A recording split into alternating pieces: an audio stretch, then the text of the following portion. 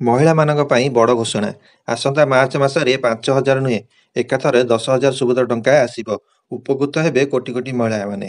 ତେବେ ଆମେ ଯଦି ଦେଖିବା, ଏବେ ସୁଦ୍ଧା ପାଖାପାଖି 1 କୋଟି ମହିଳା ସୁଭଦ୍ରା ଟଙ୍କାର 5,000 ଲେଖାଏଁ ପାଇ ସାରିଛନ୍ତି।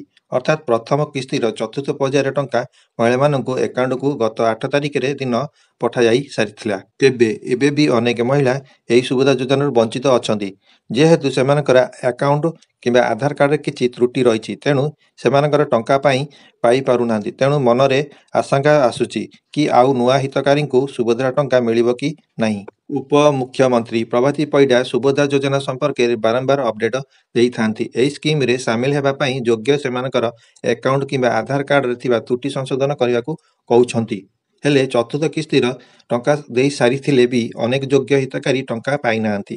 ତେଣୁ ସେମାନଙ୍କ ମନରେ ଦ୍ୱନ୍ଦ୍ୱ ସୃଷ୍ଟି ହୋଇଛି କି ସେମାନେ ଆଉ ଟଙ୍କା ପାଇବେ କି ନାହିଁ। ଆମେ ଏଠି କହି ରଖିବା ପାଇଁ ଚାହୁଁଛୁ କି ଯଦି ଆପଣ ଯୋଗ୍ୟ ଆଉ ଟଙ୍କା ପାଇନାହାନ୍ତି, ତାହେଲେ ଆପଣଙ୍କୁ ଟଙ୍କା ମିଳିବ। ତା ପୂର୍ବରୁ ଆପଣଙ୍କର ଭୁଲ ସଂଶୋଧନ କରନ୍ତୁ। ଆଉ ଆସନ୍ତା ମାର୍ଚ୍ଚ 8 ତାରିଖରେ ଦିଆଯିବାକୁ ଥିବା ଦ୍ୱିତୀୟ କିସ୍ତିର ଲାଭ ଉଠାନ୍ତୁ। କାରଣ ଆପଣଙ୍କର ଯଦି ପ୍ରଥମ କିସ୍ତି, ତାହେଲେ ଦ୍ୱିତୀୟ କିସ୍ତିରେ ଏକାଥରେ 10,000 ଟଙ୍କା ପାଇବେ। ତେବେ ଯେଉଁମାନେ ପ୍ରଥମ କିସ୍ତିର ପାଇନାହାନ୍ତି, ସେମାନଙ୍କୁ 5,000 ଟଙ୍କା ମିଳିବ। ଏଠି ଆପଣ ଦେଖନ୍ତୁ, ଗ୍ରାମ ପଞ୍ଚାୟତର ଯେଉଁମାନଙ୍କର ସୁଭଦ୍ରା ଯୋଜନା ଟଙ୍କା ଆସିଥିଲା, ତାଙ୍କର PDF ଫାଇଲଟା ଏଠି ଅଛି। ତ ଏଇ ଜାଗା ଉପରେ ଆପଣଙ୍କର ନାଁ ବି ଚେକିଂ କରିପାରିବେ, ଯେଉଁମାନଙ୍କର ଟଙ୍କା ଆସିନାହିଁ। ଆଉ ସେମାନଙ୍କର ଟଙ୍କା କ'ଣ ପାଇଁ ଆସିନାହିଁ, ଏଇ ଜାଗା ଉପରେ ଏଠି ଆପଣଙ୍କ ନାଁ ଦେଖିପାରିବେ। ଆଉ ଦେଖନ୍ତୁ, ଆପଣ ନିଶ୍ଚିତ ଏଇ ଯେଉଁ PDF ଫାଇଲରେ ଆପଣଙ୍କ ନାଁ ଅଛି କି ନାହିଁ ଅଯୋଗ୍ୟ ହିତକାରୀ ଲିଷ୍ଟରେ।